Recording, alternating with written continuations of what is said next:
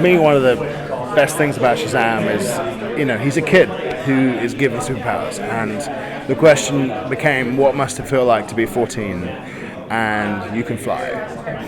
Because we all had those dreams as kids. What would it be like to be able to, have hyperspeed, and ultimately the musical choices were driven by that attitude, that celebration, especially a kid, who's a foster kid and has had a hugely rough start in life. I wanted to, find themes which just are uplifting, and also, there's a lot of different themes in Shazam, and transformation is a big part of the story. So themes which can transform, like the family theme, which really you hear for the first time when you see Billy Batson searching for his mother.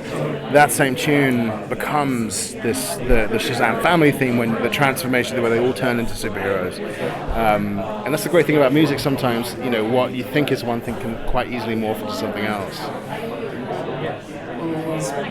Comment further about that.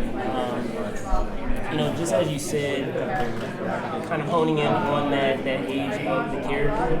Can you talk a bit about trying to find that balance of still having levity, yet still having weight to,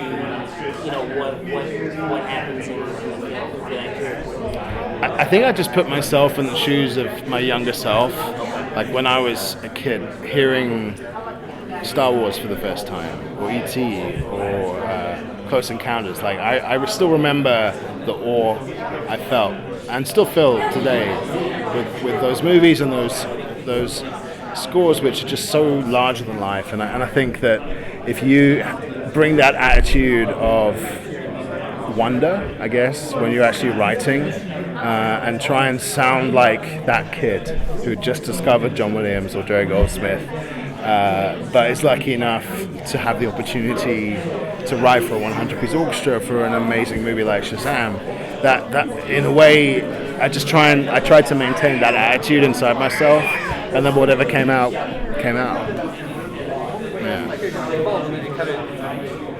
I'm watching the film, and it's such a happy film at times, but also there's like a lot of dark themes that come in, and you kind of forget sometimes when you're watching it. I feel like just the music that kind of elevates the tones, like when it opens up with Katana and his family. It's like it's actually very, very dark. Oh, it is. But it never goes almost like too dark. And that balance of having there, it felt like it never goes too far over the edge. So like out over the edge. It really kind of connects with the audience. Thank you. Well, I mean, it was really fun. I love writing bad guy themes, and actually there was a really interesting conundrum musically, because you have the Seven Deadly Sins, but also Savannah, and they kind of become one. But I wanted Savannah to really maintain an identity as well. And the only way to really successfully pull that off was to have a chord sequence for Savannah and a melody for the Seven Deadly Sins, and they eventually merge into one thing. And the Seven Deadly Sins theme, of course, it's 7, so it had to be 7 notes over the range of a seventh. But again, they change through the film, and they start off as statues, and then sooner, as the movie progresses, you start to realize, of course, Savannah is just a vessel; he's just being used. And they gain strength, they gain the upper hand, and the theme kind of finds its way, and then becomes something much simpler and much more kind of terrifying.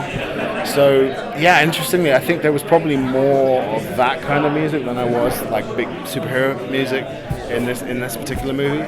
And that's always fun. I would say just in general for this film. Actors, they bring a certain toolbox when it comes to their craft. Same with composing. So, did you approach it a different way with this particular film?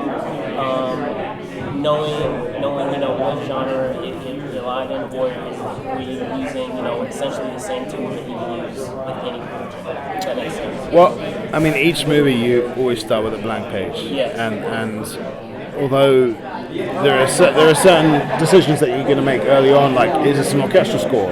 Is it electronic? Is it a hybrid of the two? Are you going to use vocals?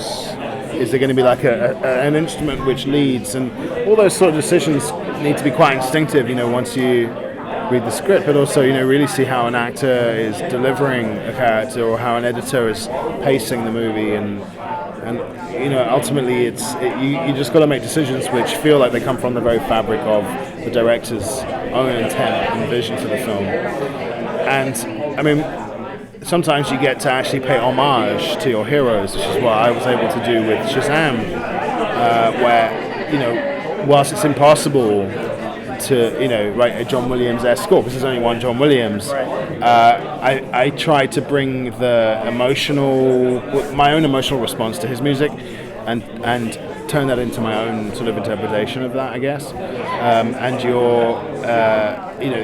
then do it your own way. So, it's always fun when using little, musical Easter eggs and it just in a kind of super respectful and, paying respects to your heroes. That was my whole intent here. Right. Yeah. Cool. Hey, Good to meet you.